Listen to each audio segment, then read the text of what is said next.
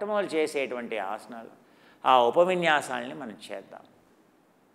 ఆ ఉపవిన్యాసాలు అనేవి ముఖ్యం. ఉపవిన్యాసం అంటే తాళాసనం ఉంది. దీన్ని పూర్వకాలంలో దీన్ని ఏమంటాం, మీరు ఇలా అనగానే మీకు తెలుసు ఇది తాళాసనం అని అంటారని.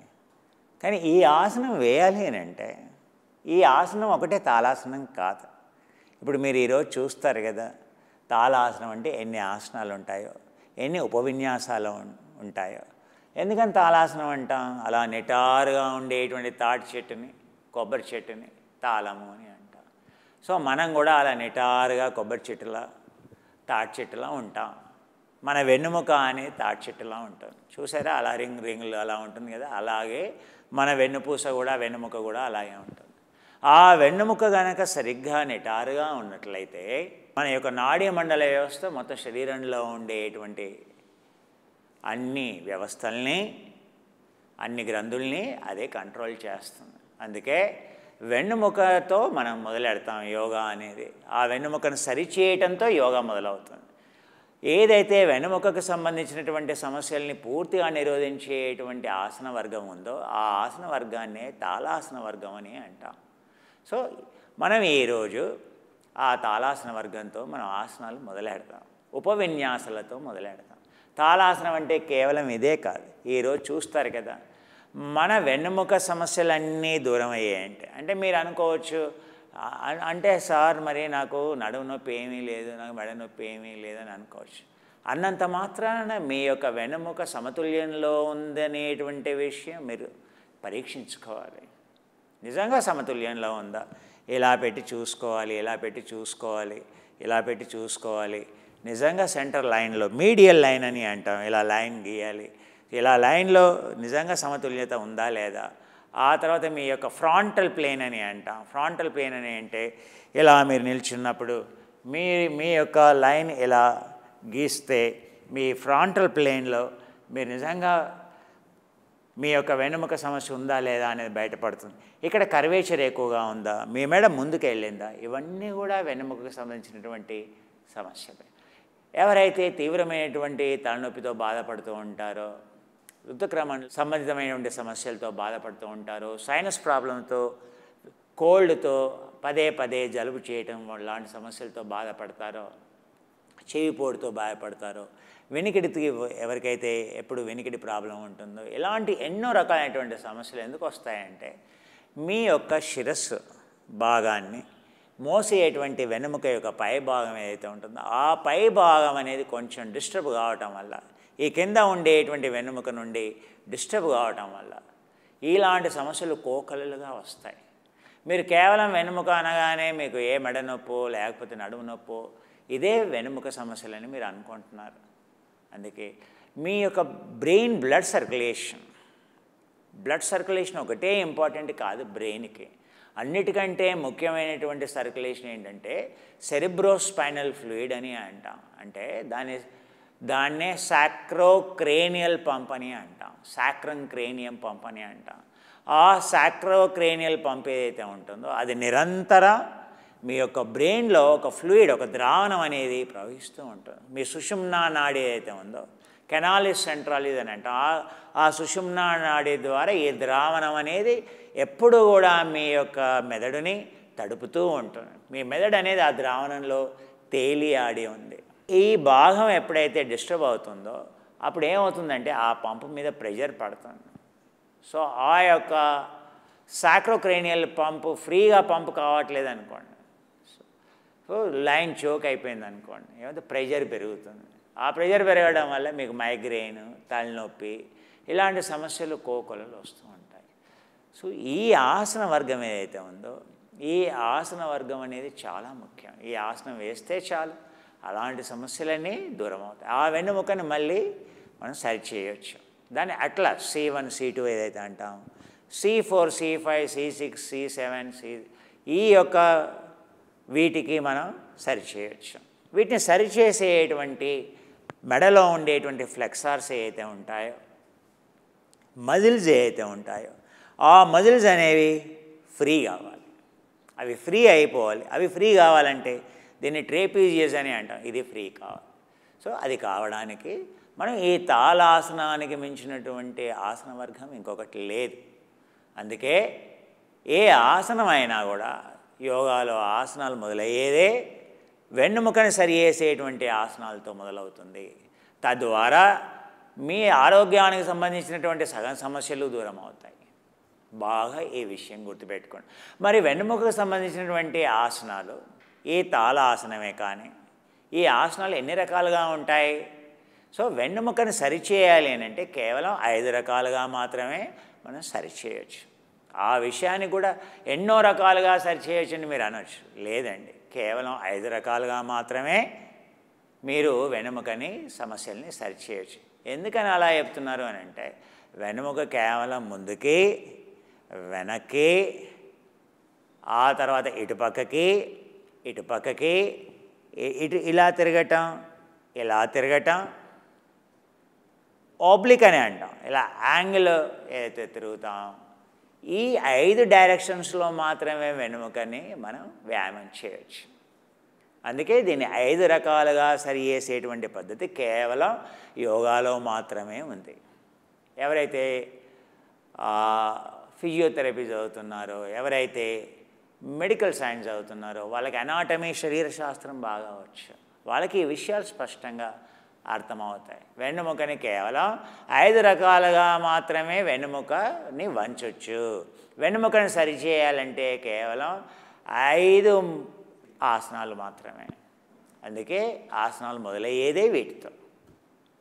సో మొదలు ఇందులో చాలన తాళాసనం అని అంటాం. సో ఈ యొక్క నెక్ ఫ్లెక్సార్స్ని ఫ్రీ చేయటం కోసం, వాటిని బలంగా చేయటం కోసం, ఇక్కడ ఉండేటువంటి కండరాలని వదులుగా చేయటం కోసం, ఆ కండరాల పేర్లు నెమ్మదిగా మీకు రాబోయేటువంటి కాలంలో నేను స్పష్టంగా చెబుతాను. ఏ కండరం ఎలా పనిచేస్తుంది, ఏ ఫ్లెక్సార్ ఎలా ఏ నాడి, ఇక్కడ ఉండేటువంటి ఏ నరం ఏ పని చేస్తుంది.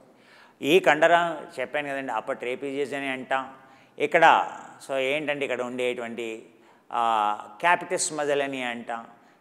ఈ క్యాపిటస్ ఏం చేస్తుంది, ఇవన్నీ కూడా మీకు నెమ్మదిగా అర్థమవుతాయి.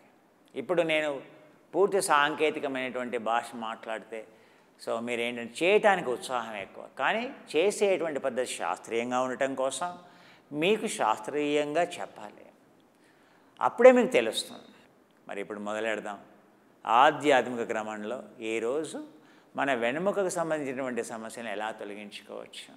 ఎవరైనా 8 సంవత్సరాల నుంచి 80 సంవత్సరాల వరకు అన్ని వయసుల వాళ్ళు ఇది చేస్తే వాళ్ళ లోపల రక్త ప్రసరణ అనేది, వాళ్ళ గ్రంథులు అనేవి చక్కగా పనిచేయడం మొదలెడతాయి. ఏ గ్రంథి అయినా సరిగ్గా పనిచేయాలి అని అంటే మీ వెన్నుముక వ్యవస్థ ఆరోగ్యంగా ఉండాలి.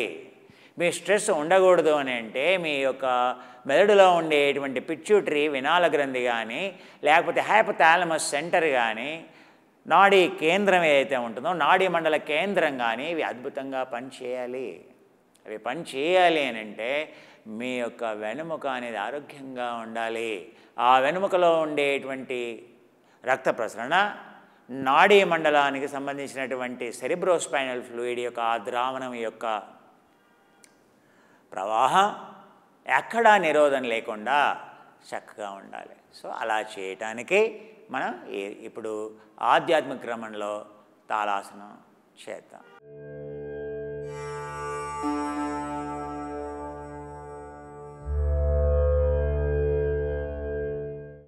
ఇప్పుడు ఈ ఎడమ పాదాన్ని కుడి పాదానికి ఇలా లంబంగా ఉంచుకొని దీన్నే శిక్షణా క్రమంలో అని అంటాం. అంటే ఎలా పడితే అలా పాదాలు పెట్టడం కాదు కదా, ఇది చూసుకోవాలి మీరు. అలైన్మెంట్ అని అంటాం. దీన్నే అలైన్మెంట్. దీనికే అయ్యంగారు గారు చాలా ఫేమస్.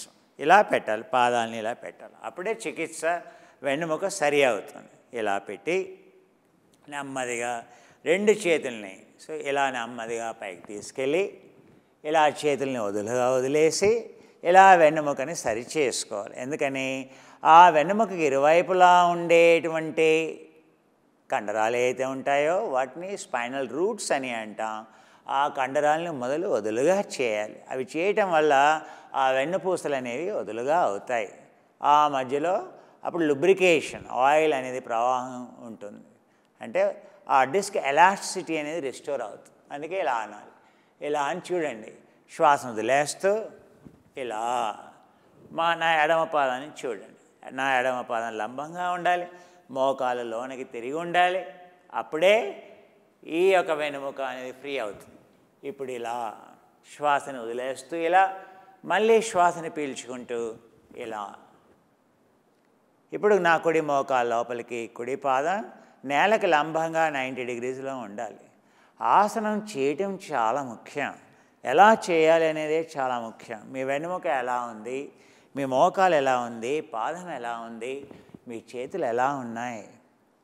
మళ్ళీ శ్వాసను వదిలేస్తూ ఇలా శ్వాసని పీల్చుకుంటూ ఇలా చూడండి. చేతులు ఎక్కడ ఎలాంటి టెన్షన్ ఉండకూడదు. ఇప్పుడు కావాలని ఇంకా ఇలా వెనక్కి తీసుకోండి. దీనివల్ల ఇంకా ప్రయోజనం ఉంటుంది. మళ్ళీ శ్వాసని వదిలేస్తూ ఇలా చూడండి. ఇలా చేతుల్ని శ్వాసని పీల్చుకుంటూ ఇలా చేతుల్ని ఫ్రీగా, మళ్ళీ ఇలా ఇక్కడ టెన్షన్ ఉండకూడదు. శ్వాసని పీల్చుకుంటూ వదిలేస్తూ మళ్ళీ నెమ్మదిగా చూడండి. ఇలా చేతుల్ని కిందకి తీసుకురండి. చేతుల్ని కూడా ఇలా కానీ అనకూడదు. యోగా అంతా సూక్ష్మమైనటువంటి విషయాలతో కూడి ఉంటాను. అందుకే ప్రతి చిన్న విషయం చాలా ముఖ్యం. కాళ్ళు ఎలా ఉండాలి, చేతులు ఎలా ఉండాలి, మీ భుజాలు ఎలా ఉండాలి, మీ మెడ ఎలా ఉండాలనేటువంటి విషయం చాలా ముఖ్యం. ఇప్పుడు మనం ఇటువైపుకి చేద్దాం. చాలన తాళాసనం చేస్తున్నాం. దీని ద్వారా మెదడుకి రక్త ప్రసరణ పెరుగుతుంది. ఈ భాగాలకి పెరేటల్ లోబ్స్కి పెరుగుతుంది, ఈ టెంపరల్ లోబ్స్కి పెరుగుతుంది, ఈ యొక్క ముందు ఉండేటువంటి ఫ్రాంటల్ లోబ్కి పెరుగుతుంది, ఆ వెనక ఉండేటువంటి ఆక్సిపిటల్ లోబ్ అని అంటాం, ఆక్సిపిటల్ క్రేనియం అని అంటాం, దానికి పెరుగుతుంది.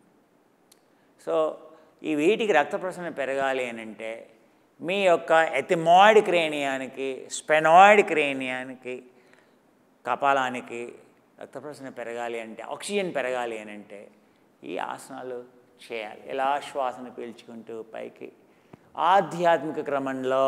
సో చూడండి నా పాదం ఎలా ఉందో చూడండి. శ్వాసను వదిలేస్తూ శ్వాసని పీల్చుకుంటూ నా చేతులు వదులుగా ఉండాలి. ఇలా నా ఎడమ మోకాలు లోపలికి ఉండాలి, పాదం ఇలా పైకి ఉండాలి.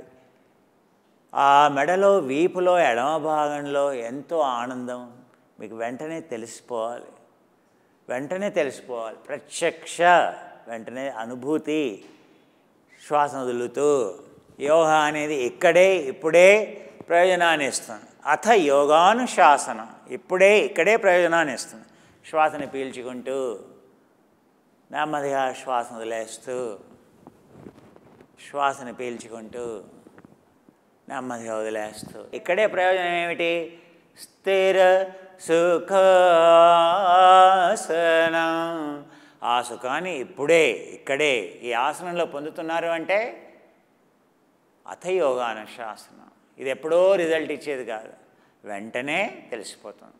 ఆ విధంగా సుఖాన్ని ఇస్తూ ఆ సమూలంగా ఆ బాధని పూర్తిగా నివృత్తి చేస్తుంది. ఇప్పుడు ఇది కష్టంగా ఉంది చేయటం, ఇప్పుడు ఇలా చేయడమే కష్టంగా ఉంది. మీరు రేపు దుఃఖం పోతుంది ఇలా చేయటం వల్ల అని అనుకుంటే చాలా పొరపాటు. అలా ఎప్పుడూ జరగదు. దుఃఖం పెరుగుతుంది కానీ తగ్గదు. అందుకే ఆధ్యాత్మిక క్రమంలో ఎవరైనా చేయొచ్చు ఇంత తేలిగ్గా. మీ సమస్యల్లా ఇలా నాలాగా చేతుల్లా వదులుగా తీసుకెళ్ళి ఇలా అంత తేలిగ్గా మీ శరీరం మూవ్ కావాలి. ఎందుకంటే మనం ఇలా ప్రతీది కూడా బిగుసుకుపోవడానికి అలవాటు పడ్డాం, ప్రతీది లాగి పెట్టడానికి అలవాటు పడ్డాం, ప్రతీది ఇలా లాగి తెచ్చిపెట్టుకోవడానికి అలవాటు పడ్డాం. అరే నీ చేయను వదులురా అంటే కూడా రా. అందుకే వదలటం నేర్చుకోవాలి. సడలించటం అనేది చాలా ముఖ్యం. ఇప్పుడు నేను ఎంత తేలిగా నా శరీరాన్ని చూస్తున్నా, మీకు చూస్తేనే తెలిసిపోతున్న శరీరంలో ఎక్కడా బిగుత్వం లేదు. బిగుత్వం ఉంది ఎవరైనా అడగండి. ఇప్పుడు కుమార్ గారు చేసినట్టు నేను చేస్తున్నానా లేదా అని మీ ఆవిని అడగండి, లేకపోతే మీ భర్త గారిని అడగండి, మీ పిల్లల్ని అడగండి, వాళ్ళు చెప్పేస్తారు. నన్ను చూసి మీ వెంటనే మీరు చేసే విధానాన్ని చూసి వాళ్ళు వెంటనే చెప్పేస్తారు మీరు నిజంగా సరిగ్గా చేస్తున్నారా లేదా. సరిగ్గా చేస్తున్నారా లేదా అనేది ముఖ్యం. నిజంగా టెన్షన్తో చేస్తున్నాం, అబ్బా ఇలా నెమ్మదిగా తీసుకెళ్ళి ఇలా తీసుకెళ్ళి కొంతమంది ఇలా తీసుకెళ్ళి మళ్ళీ ఇలా తీసుకెళ్ళి ఇలా వేస్తే అది ఆధ్యాత్మిక క్రమం ఎలా అవుతుందండి? దాన్ని మళ్ళీ శిక్షణ క్రమం అవుతుంది. ఇలా తీసుకెళ్తే ఇదేమవుతుంది? శిక్షణ. దీనివల్ల ఏం ప్రయోజనం రాదు, లేని సమస్యలు వస్తాయి. అందుకే గురుముఖంగా చెప్పినటువంటి విషయాల్ని జాగ్రత్తగా తెలుసుకొని అర్థం చేసుకొని చేస్తే ప్రయోజనం ఉంటుంది. ఇలా చేతులు ఎలా ఫ్రీగా ఇలా మూవ్ కావాలి, వదిలేయటమే, ఇలా వదిలేయటమే, వదిలేయాలి. అన్నీ వదిలేసేదాన్నే యోగా అని అంటాం. ఎందుకని? రెసిస్టెన్స్, నిరోధించటం, దానివల్లనే దుఃఖానికి కారణం.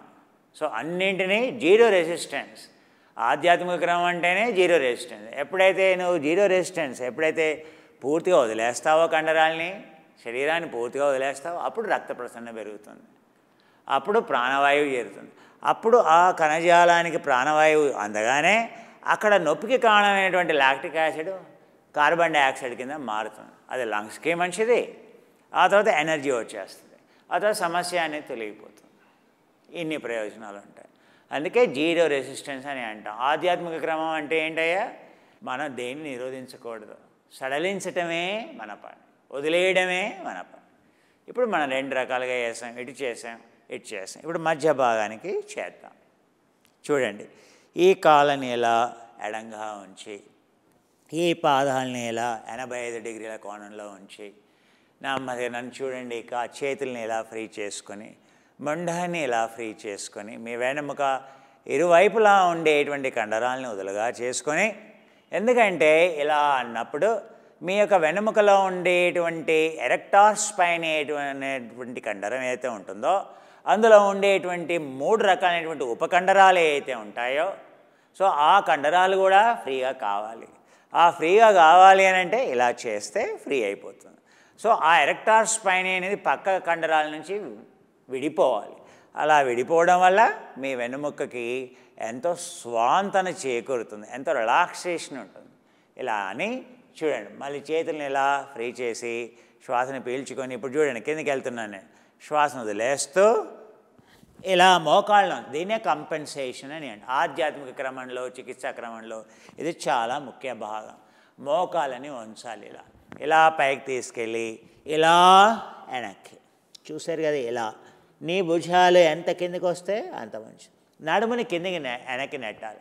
ఎవరైనా వెనక ఉన్నారనుకోండి, సినిమా టికెట్లు కొనుక్కోవడానికి క్యూలో నిలబడ్డామనుకో థియేటర్ దగ్గర, అప్పుడు మనం ఇలా నెట్టేస్తాం వెనక్కి. మీ నడుము అలా వెనక్కి వెళ్ళాలి. అలా వెళ్తే మోకాలు దెబ్బతిన్నా, నడుము దెబ్బతిన్నది. అలా వెనక్కి వెళ్ళలేదు, మధ్యలో ఆప్ పెట్టావు, అప్పుడు నడుము దెబ్బతింటుంది. అందుకే ఇలా వెళ్ళాలి. ఇలా వెళ్ళినప్పుడల్లా గుర్తుపెట్టుకోండి. సో సినిమా చూడటానికి క్యూలో నిలిచి ఉంటే రష్లో మనం ఏం చేస్తాం, అందరినీ ఇలా ఇలా నెడుతూ ఉంటాం. సో అలా కిందికి వెళ్ళటమే ఉత్కటాసనం అని అంటాం. అందుకే దీనిని చాలన తాళ ఉత్కటాసనం అని అంటాం. సో బాల్య పోషక for your children, the most healthiest Horlicks, Complan, Bonvita, Boost, all this very healthy pure Kashmir almond added, the very rich, very heavy in protein, well balanced, all nutrients balanced for old and for young children. Balya Poshaka best. Further you add vegan milk, peptide, etc., it becomes so beautiful.